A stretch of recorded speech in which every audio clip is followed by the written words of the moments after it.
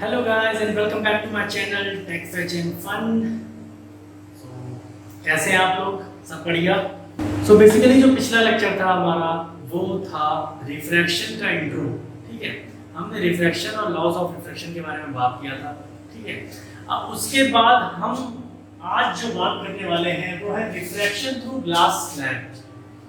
और आगे बढ़ने से पहले मैं सिर्फ ये कहूँगा कि अगर आप इस लेक्चर को देख रहे हैं तो आप प्लीज़ मेरे पिछले लेक्चर को ज़रूर देखिए, जो आपको डिस्क्रिप्शन पे उसका लिंक मिल जाएगा। तो प्लीज़ आप उसे देखें और फिर इसको देखें तो आपको ज़्यादा समझ में आएगा। तो ये एक्चुअली ग्लास स्लैब क्या होता है? ग्लास स्लैब होता है एक ट्रांसपेरेंट सा ग्लास टाइप का होता है, क्यूबॉइड शेप का। ठीक है, वो क्यूबॉइड होता है और उसमें वो करता क्या है, बेसिकली वो मीडियम को डिवाइड कर देता है, मीडियम को चेंज कर देता है। कैसे? अगर लाइट एंटर कर रही है, एयर से आ रही है, तो वो ग्लास स्लैब में एंटर करेगी। यहाँ पे ABCD, ये ABCD क्या है? ABCD is a glass slab. ठीक है, okay, ABCD is a glass slab. और यहाँ पे ये ग्लास स्लैब पे हमने एक सरफेस को मैं देख रहा हूँ। ठीक है, ये एक सरफेस है, पूरा पूरा ग्लास स्लैब नहीं है, वो क्यूबॉइड होता है बच्चों। ठीक है, हमेशा याद रखना वो क्यूबॉइड होता है ना, इस शेप का, इस तरीके का होता है। ठीक है, इसके हम सरफेस पे सारा फिनोमेना इसका देख रहे हैं। ठीक है, अब होता क्या है, सबसे पहली चीज तो लाइट है IO, इंसिडेंट करेगी किसी पॉइंट पे। और हमने जो लॉ पढ़ा था वहां पे जिस पॉइंट पे भी वो इंसिडेंट करती है वहां पे हम नॉर्मल ड्रॉ करते हैं। और जैसे ही नॉर्मल ड्रॉ करते हैं, नॉर्मल क्या होता है, वो सरफेस का परपेंडिकुलर होता है। और यहाँ पे AB जो है ये क्या करेगा, सेपरेशन, ये सेपरेशन सरफेस हो गया। किसके लिए? Medium separation. यहाँ पे ये मीडियम सेपरेटर का काम करेगा। मान लो ये 1 जो लिखा है मैंने, मान लो ये मीडियम क्या है, एयर। ठीक है, ये मीडियम क्या है, एयर। अब ये दूसरा जब मीडियम आ गया तो यहाँ पे दूसरे मीडियम में जब एंटर करेगा तो ये हो गया ग्लास। ठीक है, ये हो गया ग्लास। अब ये यहाँ पे इंसिडेंट करेगा तो जाहिर सी बात है glass is denser medium. Glass जो है वो डेंसर मीडियम है, तो एयर में जो है वो रेयर मीडियम होगा, ग्लास जो है डेंसर मीडियम होगा। तो बेसिकली ये रे क्या करेगी, टुवर्ड्स नॉर्मल जो है वो खिसक जाएगी। क्यों किसके लिए? मैंने आपको बताया था कल कि जितनी जो डेंसर मीडियम होता है उसमें क्या होता है, प्रॉब्लम जैसे क्या होता है, उसमें हर्डल्स ज्यादा होते हैं। तो लाइट को बेसिकली हमने इसको एक आपको ताकि याद रहे तो मैंने ये भी बताया था कि अगर हमको बहुत ज़्यादा प्रॉब्लम होती है तो हमको बहुत ज़्यादा सपोर्ट की ज़रूरत होती है, तो हमको अपने पेरेंट्स की याद आती है। ऐसे ही है कि लाइट जो है ये हमारा, ये क्या कर रहा है, ऑब्स्टिकल बहुत ज़्यादा है तो ये नॉर्मल की तरफ बेंड हो जाएगा। ठीक है, नॉर्मल की तरफ थोड़ा सा किसका, तो ये अब यहाँ पे ये एक रिफ्रैक्शन पॉइंट, ये एक पार्ट हो गया रिफ्रैक्शन का। जो लॉ क्या कहता है कि sine I upon sine R। ठीक है, अब इसको हम R1 भी ले सकते हैं, लेकिन जब आप अभी R1 ले लेते हैं तो ये क्या हो जाएगा, N21। 21 क्या होगा, अभी इसके बारे में बात करेंगे। इसको हम कहते हैं रिफ्रैक्टिव इंडेक्स, इसको हम कहते हैं रिफ्रैक्टिव इंडेक्स। ठीक है, रिफ्रैक्टिव इंडेक्स किसका, ऑफ 2 है ना, of 2 with respect to 1। Refractive index of 2 यहाँ पे सेकंड है, यानी 2 मतलब सेकंड मीडियम है ना, विद रिस्पेक्ट टू मीडियम 1। यहाँ पे ये फॉर्मूला होता है। जाहिर सी बात है जो एंगल डिनोमिनेटर में रहेगा उसी उसी मीडियम का हम क्या निकालेंगे, रिफ्रैक्टिव इंडेक्स। ये एक समझ लो, नोट करके लिख लो कि जो एंगल डिनोमिनेटर में रहेगा, या एंगल कह लो या कुछ भी है ना, अगर स्पीड के भी कॉन्टेक्स्ट में हम आगे बात करेंगे तो जो भी एंगल डिनोमिनेटर में होगा, ठीक है, जो भी एंगल डिनोमिनेटर में होगा उसी मीडियम का रिफ्रैक्टिव इंडेक्स क्या होता है, हमें यहाँ फॉर्मूले से पता चलता है। ठीक है, हमें पता चलता है फॉर्मूले से।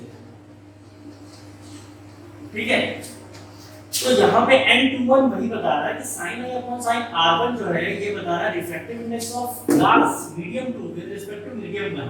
अब ये हो गया, ये फर्स्ट इक्वेशन हो गया। अब ये क्या हो गया, यहाँ पे एक रिफ्रैक्शन हो चुका है। अब जब ये नीचे ग्लास के जब ये डीसी वाले पोर्शन पे लाइट पड़ेगी। अब क्या हो रहा है, लाइट अब फिर से वापस मीडियम 3 यानी वो एयर ही है, एयर में फिर से आ रही है। तो मीडियम 3 है वो बेसिकली क्या है, एयर है, एयर में फिर से लाइट वापस आ रही है। यहाँ पे देखो ओपी ए लाइट अब यहाँ पे फॉल करेगी, तो यहाँ पे भी एक नॉर्मल ड्रॉ करेंगे जो सरफेस के परपेंडिकुलर होगा, एन डैश इसको कह दिया। अब ये क्या करेगी लाइट, अब फिर से जब रेयर मीडियम में आ रही है ग्लास से एयर में, तो ये क्या करेगी, मूव टुवर्ड्स द नॉर्मल। तो जो आपका पीई है, पीई ये रे जो है वो इमर्जेंट रे हो जाएगा। तो इमर्जेंट, इमर्ज का मतलब है कहीं से बाहर निकल के आ जाना, है ना। जैसे अगर मैं गुफा के अंदर जा रहा हूँ और वापस गुफा से निकल गया, तो हम कह रहे हैं आई इमर्ज आउट। या एक वर्ड सुना होगा आपने कि इंग्लिश में कि emerge, he emerges out of all his hurdles, मतलब क्या हुआ, इसका हर्डल्स से निकल के बाहर आ गया, या ही इवॉल्व। तो इमर्ज का मतलब है कहीं से बाहर निकल के आ गया। तो ये लाइट जो है, लाइट रे जब यहाँ से निकल गई तो ये बेसिकली इमर्जेंट रे कहेंगे इसको, ठीक है। और ये इमर्जेंट एंगल हो जाएगा। अब यहाँ पे भी हमें, यहाँ पे भी क्या हो जाएगा, यहाँ पे भी हमारा लॉ जो है वो फॉलो करेगा।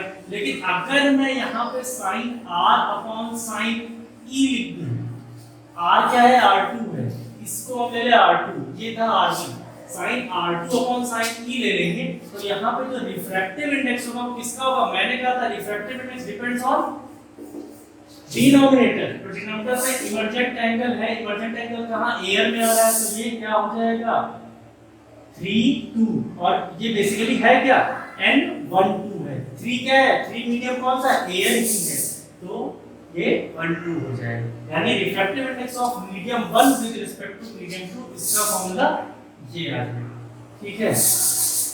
तो बेसिकली यहाँ पे हमको क्या पता चला, अब हम जरा इसको देख लेते हैं। यहाँ पे दो चीजें पता चलेगी, यहाँ पे IO जो है वो इंसिडेंट रे हो जाएगा, OP रिफ्रैक्टेड रे जो कि ग्लास के अंदर ही है, और हमारा PE इमर्जेंट रे हो जाएगा।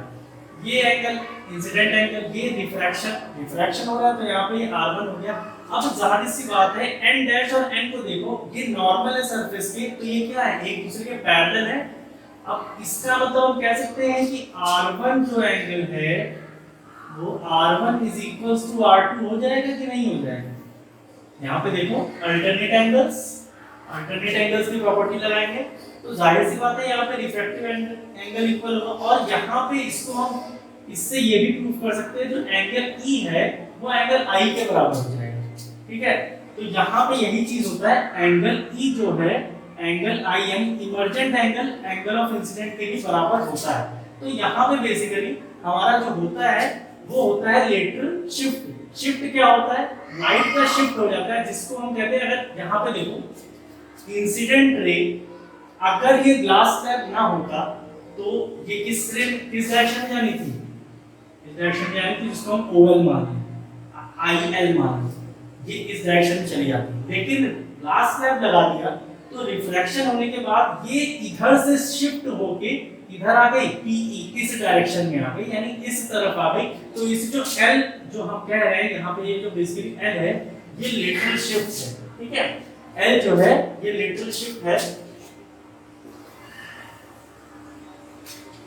L जो है ये लेटरल शिफ्ट होता है। अब ये शिफ्टिंग ये होता क्या है, ये परपेंडिकुलर होता है। ये क्या होता है, परपेंडिकुलर होता है। ये डिस्टेंस जो होती है परपेंडिकुलर डिस्टेंस होती है between the imaginary incident ray and emergent रे। इमर्जेंट रे और इंसिडेंट रे जो हम इमेजिनरी ड्रॉ करेंगे आगे एक्सटेंड करके, उन दोनों के बीच की दूरी होती है, वो भी कौन सी, परपेंडिकुलर डिस्टेंस। तो इसको हम कह सकते हैं कि परपेंडिकुलर डिस्टेंस बिटवीन वर्चुअल या जो एक्सटेंडेड इंसिडेंट रे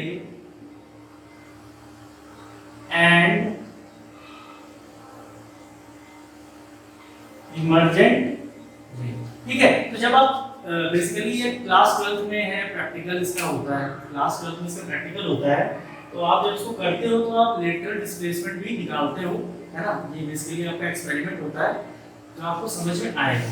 तो ये हो गया हमारा रिफ्रैक्शन थ्रू ग्लास स्लैब, ठीक है। ये पूरा पूरा हमने बता दिया इसका लेटरल शिफ्ट की प्रॉपर्टी क्या होता है। अच्छा, अब यहाँ पे एक टर्म आ गया रिफ्रैक्टिव इंडेक्स, जिसके बारे में हम नेक्स्ट टॉपिक है जो उसको भी कवर कर लेते हैं, ठीक है। तो आप सबको समझ में आ गया।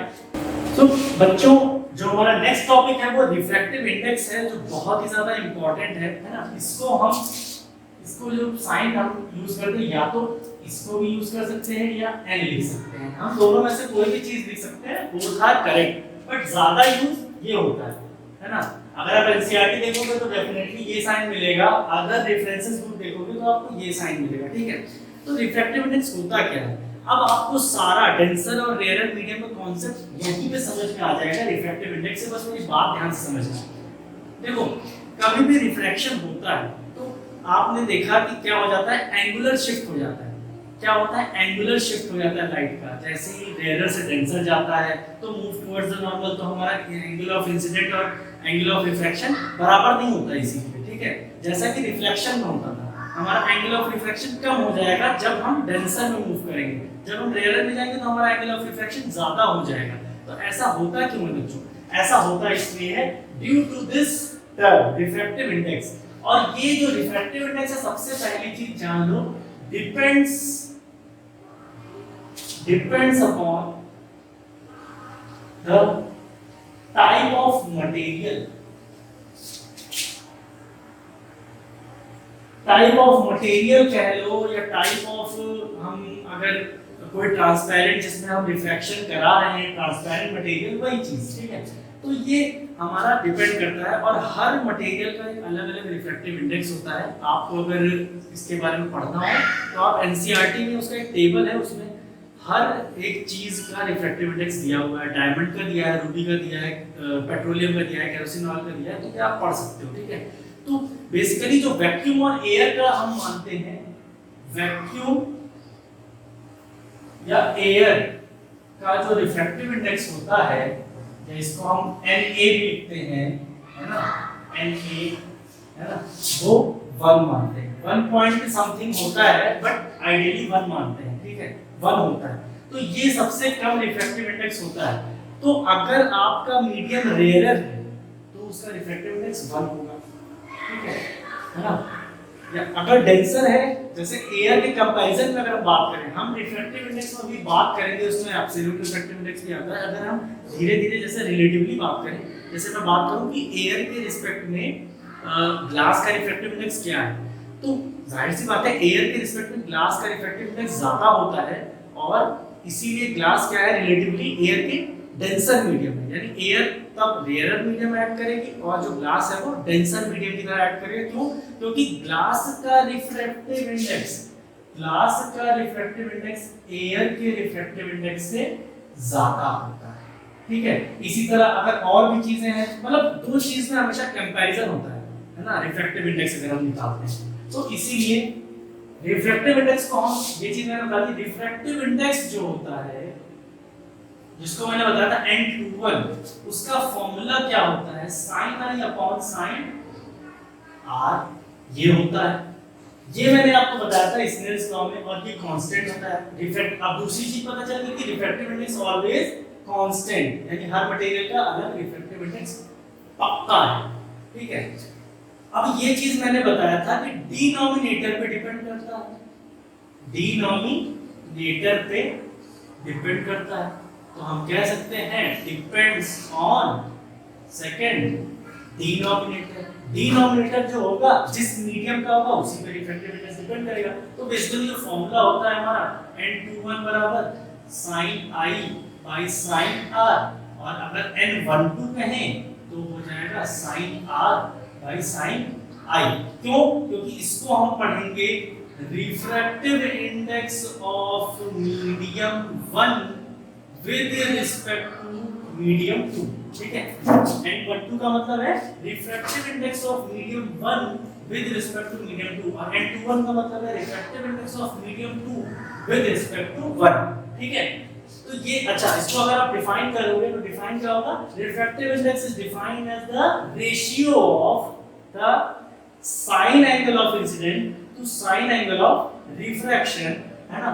और उसका जो फॉर्मूला होता है, और वो होता क्या है, refractive index of medium two is the ratio of sine angle of incident angle to the sine angle of refractive angle, refraction angle, ठीक है, एंगल ऑफ रिफ्रैक्शन। तो यहाँ पे जाहिर सी बात है, तो यहाँ से आपको समझ में आ रहा है आर जो है डिपेंड कर रहा है, रिफ्रैक्टिव इंडेक्स जो है डिपेंड करेगा डिनोमिनेटर से, तो आर जो है मीडियम 2 में होगा, तो हम मीडियम 2 का निकालेंगे, ठीक है। अब एक चीज और आ जाती है, रिफ्रैक्टिव इंडेक्स को हम अगर डिफाइन करें और लिख दें Ag, यहाँ पे A बराबर एयर है और G क्या है, कौन सा मीडियम है, ग्लास। अगर ये दोनों टर्म हम ले रहे हैं, इधर देखना ध्यान से, तो NAG क्या लिखेंगे, है ना, when light enters from air to glass, तो क्या होगा, sin I upon sin R होगा, नहीं, यहाँ पे देखो ये एयर है, ये ग्लास है, ये लाइट एंटर की और ये लाइट इधर से निकल गई, this is I, this is R। हमें रिफ्रैक्टिव इंडेक्स ऑफ एयर निकालना है विद रिस्पेक्ट टू ग्लास, क्या हो जाएगा, किसका निकालना है, एयर का है, तो एयर का एंगल कहाँ आना चाहिए, डिनोमिनेटर में, तो क्या हो जाएगा, sin R upon sin I हो जाएगा, ठीक है। इस फिगर को देखो, है ना। अब अगर हम रिफ्रैक्टिव इंडेक्स को डिफाइन करें with the definition of velocity, मतलब वेलोसिटी के कॉन्टेक्स्ट में अगर हम बात करें रिफ्रैक्टिव इंडेक्स की, तो रिफ्रैक्टिव इंडेक्स NGA इज, मैंने बोला ना कि रिलेटिव, ये हमेशा कंपैरेटिवली ही लिया जाता है रिफ्रैक्टिव इंडेक्स। अभी आगे एक टर्म है उसको आप समझ जाओगे क्या होता है, तो इसका जो आएगा वो आएगा V A upon V G। क्यों ऐसे लिखा है, इसका मतलब है speed of light in air, है ना, V air upon V glass, ये फॉर्मूला होगा। क्यों फॉर्मूला ये होगा, फिर से आ जाओ, किसका निकालना है refractive index of glass with respect to air, glass का निकालना है, तो ग्लास कहाँ होना चाहिए, ग्लास का जो भी टर्म है डिनोमिनेटर में होना चाहिए, तो हम स्पीड ऑफ ग्लास नीचे ले लिए। अच्छा, इसको ये नहीं लिख सकते क्या, लिख सकते हैं, क्यों लिख सकते हैं, क्योंकि speed of light in air या वैक्यूम क्या होती है, 3 into 10 to the power 8 metre पर सेकंड अपॉन Vg, ये भी तो लिख सकते हैं, ठीक है। जो मोटा बात मैं समझाने की कोशिश कर रहा हूँ वो ये है कि किसी भी चीज का अगर रिफ्रैक्टिव इंडेक्स आपको निकालना है with respect to another medium, तो उस मीडियम का जो एंगल होगा या स्पीड होगा वो डिनोमिनेटर में होना चाहिए। अगर एंगल है तो साइन एंगल डिनोमिनेटर में होना चाहिए, अगर स्पीड है तो स्पीड उसका डिनोमिनेटर में होना चाहिए, ठीक है। अब जो लास्ट टर्म आया है वो इसी में आया है absolute refractive index.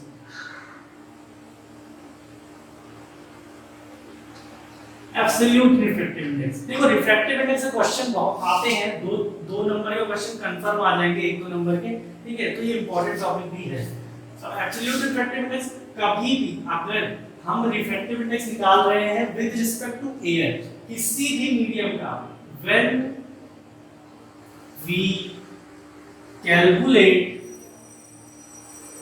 refractive index of any medium या a medium with respect to air or vacuum, then it will always be known as absolute refractive index, ठीक है।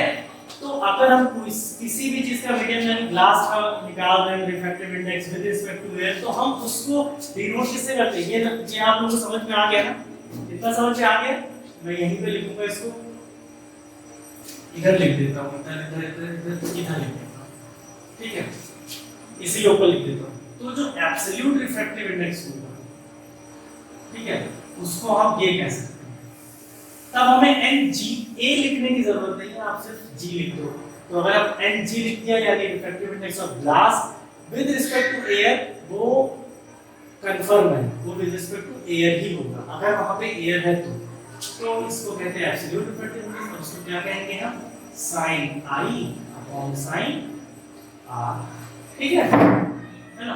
दूसरी चीज इसको ये भी लिख सकते हैं V A upon V G. V A है वेलोसिटी या speed of light in air upon velocity of या speed of light in glass, ठीक है। तो इसको एब्सोल्यूट रिफ्रैक्टिव लिख सकते हैं। क्यों?